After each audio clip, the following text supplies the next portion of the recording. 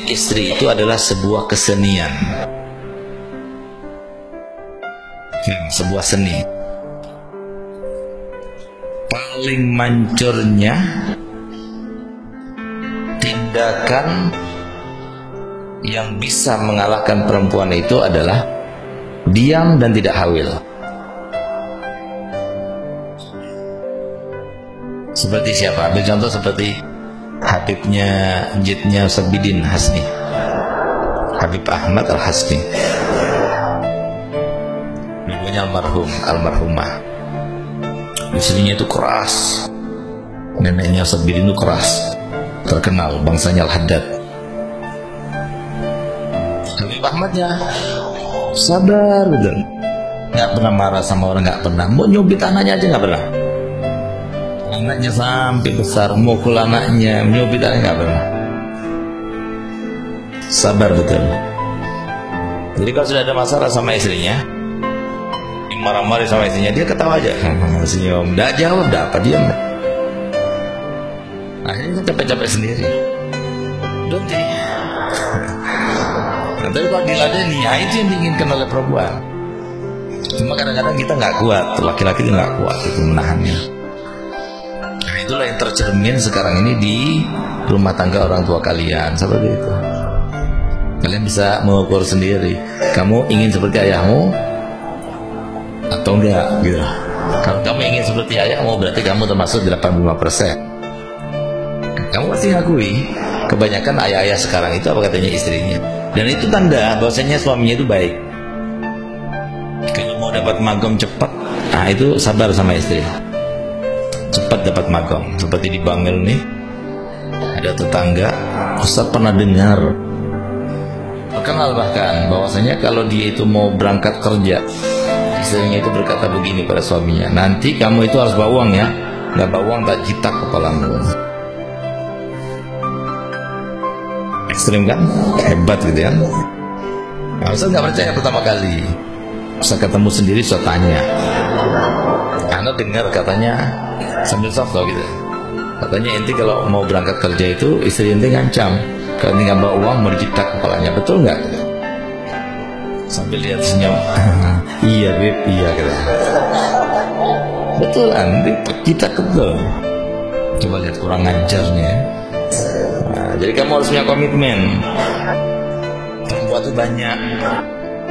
Kalau nggak mau diarahkan, nggak mau dipimpin, cerai, ganti lagi yang baru. Caranya gitu. Nah, itu kita ngomong begini berani, kenapa? Nggak ada istri. Kalau ada istri lain lagi ceritanya. Makanya kan kebanyakan orang sekarang itu termasuk di dalam organisasi istiqomah. Ikatan suami takut istri kalau di rumah. Kalau di luar rumah, oh berani dia. Kalau di rumah,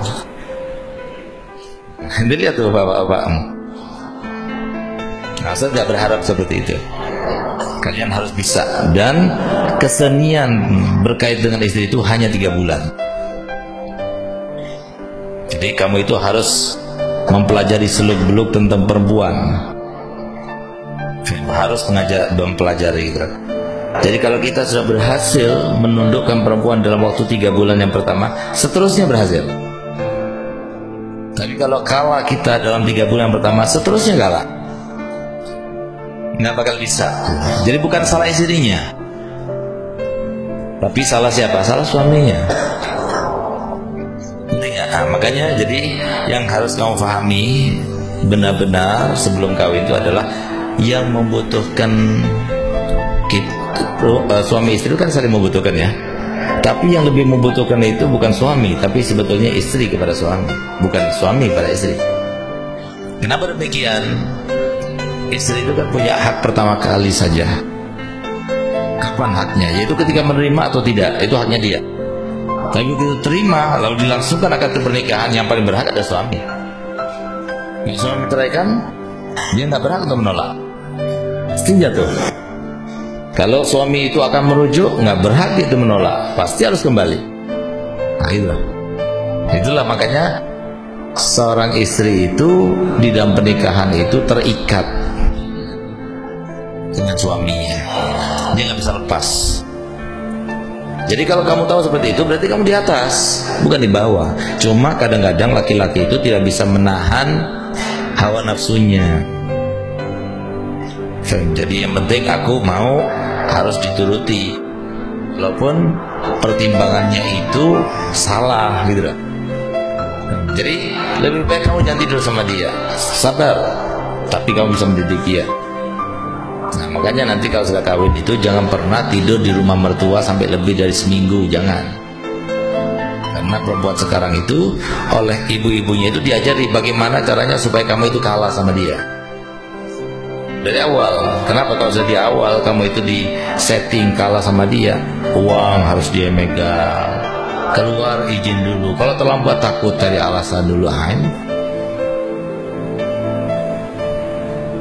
Seperti sekarang, kalau kalian keluar itu izinnya sama siapa?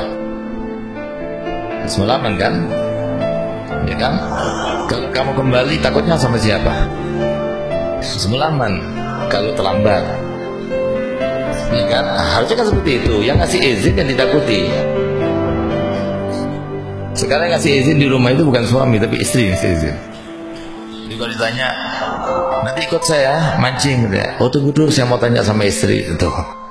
Tanya sama istri itu halus, padahal maksudnya mau izin sama istrinya dulu gitu.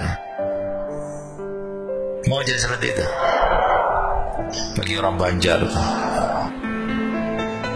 Mau beli baju aja kaos dalam tanya dulu sama Bu Hajinya. Nah, makanya kalau kita bisa pinter, yang penting itu Bu Hajinya pegang. Kalau Bu Hajinya sudah senang sama kita, apa aja pasti dikeluarkan sama suaminya. Itu rahasia Banjar, jangan bilang-bilang sama orang Banjar ya. Ada orang Banjar tuh. Betul nggak orang Banjar? Nah, ya, itu menunjukkan bahwa orang Banjar itu baik-baik. Kenapa? Nggak mungkin kita itu dianggap menang kepada istri kecuali kalau istrinya solihah, satu, atau suaminya keras, dua. Tidak ada lagi yang ketiga, nggak ada. Silahkan buat penelitian dengan metodologi yang bagaimanapun, kuantitatif atau kualitatif, silahkan. Pasti kamu akan dapatkan istri yang tunduk sama suaminya itu adalah istri yang solihah, memang sabar dia. Atau suaminya keras, istrinya takut. Nah, jadi kamu itu bisa memposisikan diri kamu itu di dalam dua hal itu yang mana, itu aja. Kalau dia solihah, udah aman sudah. Solihah itu identik dengan satu sifat yang paling mendasar. Apa itu? Sabar. Jadi pertama kali yang kamu tanya tentang calon istri kamu itu adalah dia sabar nggak? Gitu.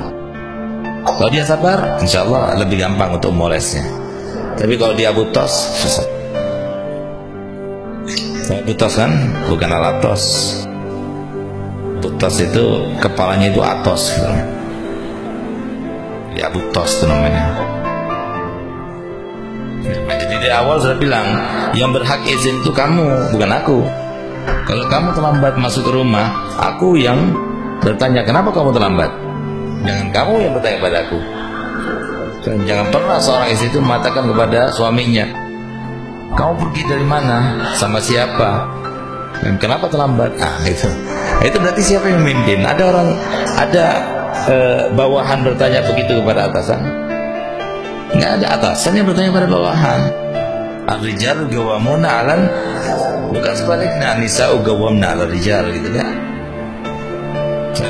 Jadi harusnya istri pergi izin dulu sama suaminya. Terlambat, tegur sama suaminya, kenapa terlambat? Sama siapa kamu pergi? Kemana saja kamu pergi? Silakan. Nah, tapi yang ada sekarang ini, ayo jawab dengan jujur. Ayah kamu yang minta izin atau ibu kamu yang minta izin? Nah itu. Dan kalau kamu berkata jujur, pasti opsi yang kedua yang dipilih itu. Kebaikan ayah yang minta izin. Bu, ayah berangkat dulu ya, tuh. Nah, kan. Nanti kalau sama terlambat ditelepon sama ibunya. Ayah, kok belum pulang juga sampai sekarang? Aduh. Nah itu yang terjadi seperti itu sekarang. Kenapa? Karena salah kaprah. karena tidak mendidiknya. Jadi kalau kita sayang sama perempuan harus dididik. Lihat di kitabnya Ustadz yang baru, kalau suami itu kalah sama istrinya, sulit untuk merealisasikan anak itu menjadi anak yang soleh. Kenapa? Karena nanti akan kong kali kong dengan anaknya itu, ibu itu. Lihat aja. Nanti selalu yang diandalkan itu ibunya. Keluar mau begini, mau beli ini, mau beli itu, nggak dituruti sama ayahnya, lewat ibunya turuti. Nah itu yang jadi masalah besar itu dalam rumah tangga itu. Jadi harus suami itu dibesarkan. Istrinya takut, anaknya pasti takut. Istrinya berani, apalagi berantem di depan anak-anak, maka anaknya pasti tidak menghargai orang tuanya. Semoga kalian semua dapat istri yang solehah.